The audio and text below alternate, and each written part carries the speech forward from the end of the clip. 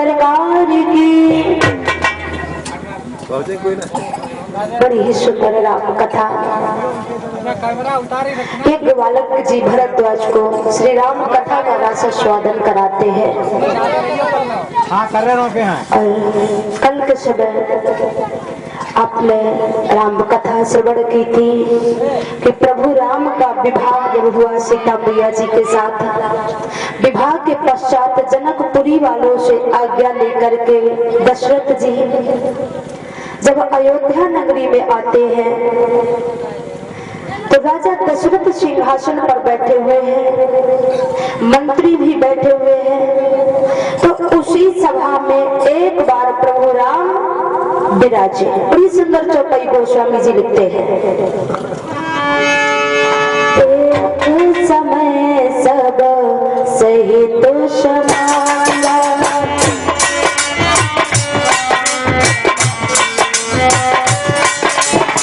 राज सभार राज विराजा, राज सभार राज विराजा।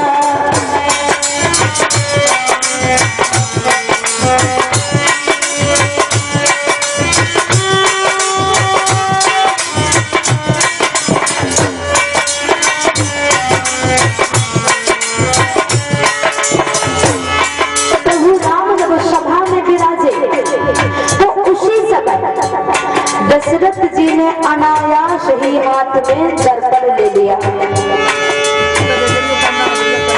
राय सुभाए मुकुर कर लीना,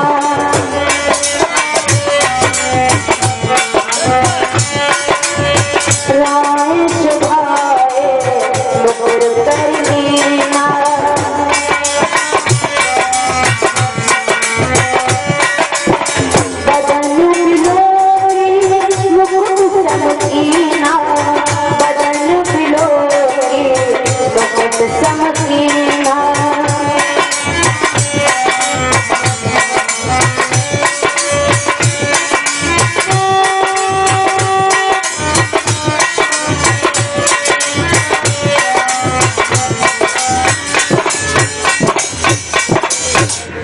राजा दशरथ ने अनायास ही हाथ में दर्पण ले लिया और उस दर्पण में क्या देखा?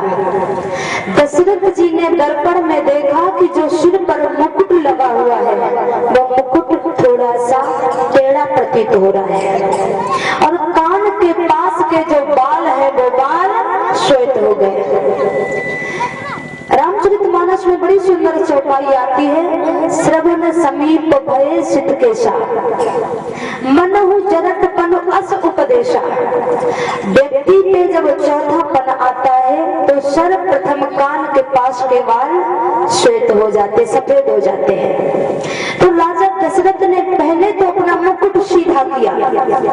मुकुट सीधा करने के पश्चात बालों को जब श्वेत देखा कि अब हम पर चौथापन आने वाला है और ये बाल हमें आदेश कर रहे हैं, हमें ये बाल उपदेश दे रहे हैं कि हे राजन, इस राज्य को छोड़ करके अब आप प्रभु का भजन क्यों नहीं करते हैं?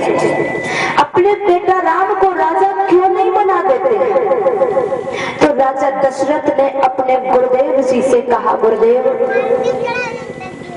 आज बड़े ही सौभाग्य की बात है, सारी प्रजा प्रसन्न है और आप भी आ जाए, कोई भी कार्य करे वो कहीं भी फेल नहीं हो सकता।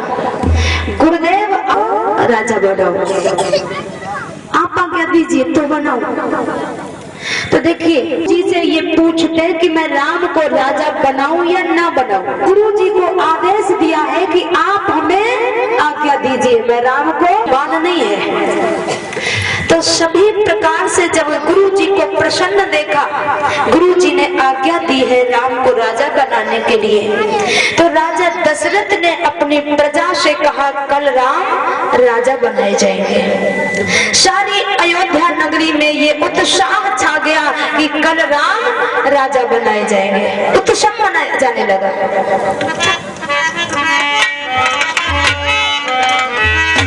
राजा बनाए जाएंगे हमारे राम, राजा बनाए जाएंगे।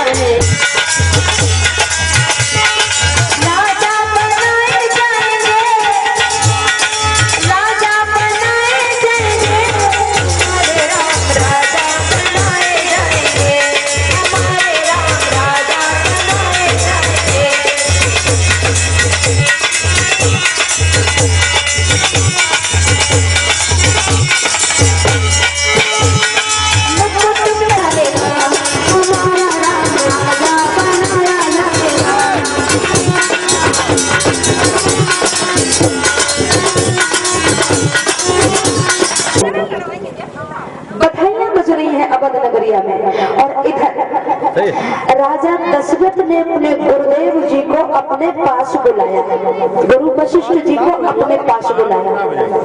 इसके बाद राजा दशरथ ने गुरु वशिष्ठ जी से कहा कि अब आप राम के महल में जाइए और राम को उपदेश दे करके आइए कि कल राम राजा बनेंगे। राम को करना क्या है, आप राम को उपदेश दे के आइए। मगर देखिए यहाँ पर दशरथ का धर्म क्या था। दशरथ का यहाँ पर धर्म ये था कि दशरथ जी अपने बेटा राम से कहते, बेटा राम गुरु जी को बुला करके लाओ, या फिर राम से कहते कि बेटा राम गुरु जी के पास जाओ और उनसे उपदेश लेके आओ। मगर दशरथ ने ऐसा नहीं किया। क्या किया?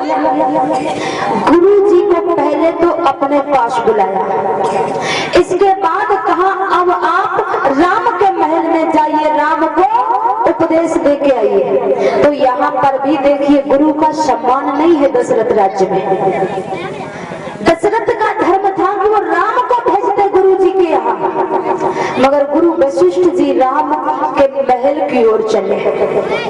जो ही राम के महल में पहुंचे तो गोस्वामी जी बड़ी गजब की चौपाई लिखते हैं। देखिए चौपाई कह क्या रही है। सेवक सदन स्वामी आगमनो,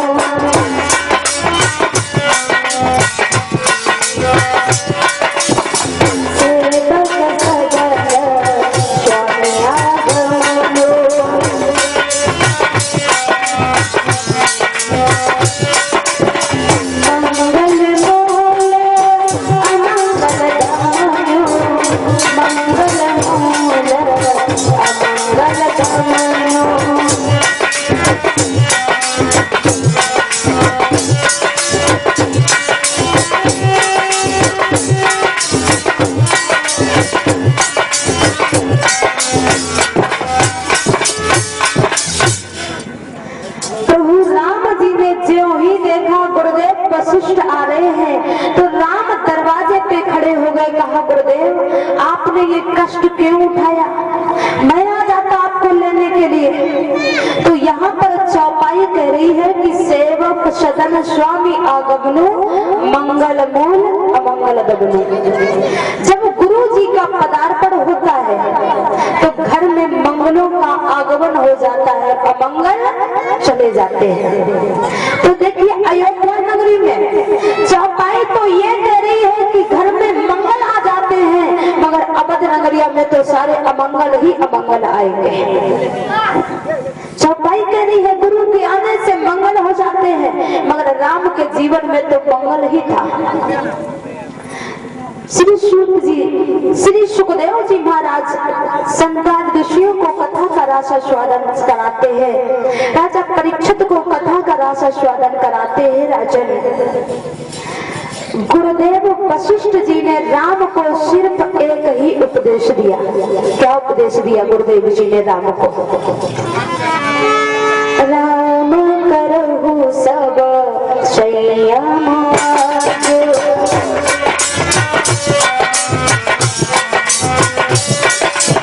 राम करहु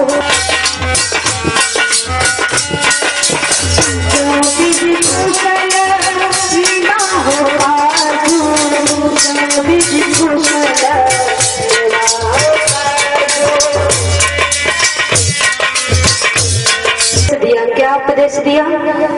करहु राम सब संयम बाजू। हे राम आज से जो भी कार्य करना सारे कार्य संयम से करना। केवल संयम का उपदेश दिया गुरुदेव वशिष्ठ जी ने, इसके अलावा कोई उपदेश नहीं दिया।